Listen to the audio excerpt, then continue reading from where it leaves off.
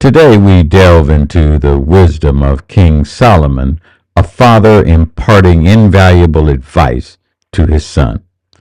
Solomon, renowned for his wisdom, authored the Book of Proverbs. The son of King David and Bathsheba, Solomon ascended to the throne after his father's death. He sought divine wisdom as seen in the famous account of God granting him unparalleled understanding. So his advice in Proverbs reflects a father's heartfelt guidance rooted in God's teachings, knowing that no matter how the world changes, the values and principles of God would help his son and our children to navigate a changing and complex world. While Solomon was not perfect, we see his obedience to God's values during his reign. During his period on the throne, Israel experienced a period of prosperity and peace. So in Solomon's Proverbs, we partake of a father who not just heard and learned God's word, he internalized it. It became a part of him, and now he is sharing the timeless principles that he has learned with his son and with us so that we can be better. Solomon begins by urging his son to never forget God's words. This goes beyond mere memorization. It calls on us to live in obedience. Obedience to God means not just mental remembrance, it is internalizing them, letting them become a part of us, living them to ensure a blessed, long, and peaceful life. Solomon emphasizes the importance of keeping God's loyal love and truth close, like a necklace around the neck, written on the tablets of our heart. This metaphor illustrates the intimate connection between God's principles and our daily lives. The words, the values that God's word imparts are so important that they should inform the decisions that we make daily about our walk and how to navigate the different challenges that we face. Solomon counsels that we should completely trust in Yahweh, emphasizing that trusting in God halfway is not trust at all.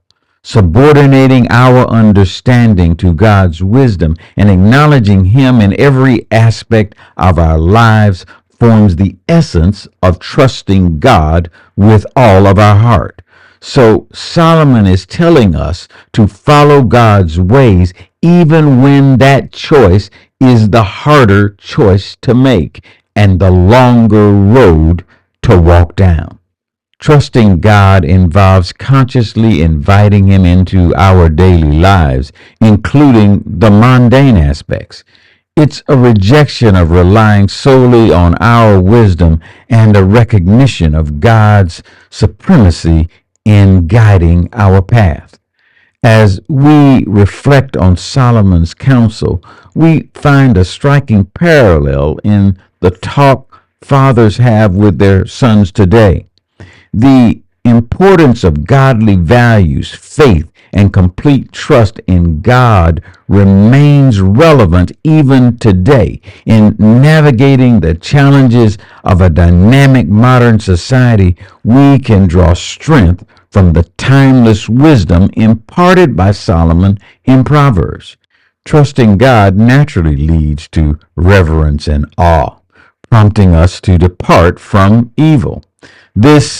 Our fear of the Lord results from an intimate relationship built on trust. Solomon assures us that such a life of surrender and trust contributes to the health of our bodies and provides a sense of peace and strength that is unattainable without a life grounded in trust and surrender to God. Think about it. If we have made godly decisions in the past, then we don't have to worry about looking back 20 years. We never have to worry about our past decisions. I know I'm a little old for this, but I think Tupac said it best in his song Changes. He wrote, "And I never get to lay back, 'cause I always have to worry about the payback. Some buck that I roughed up way back, coming back after all these years, rat-a-tat-tat."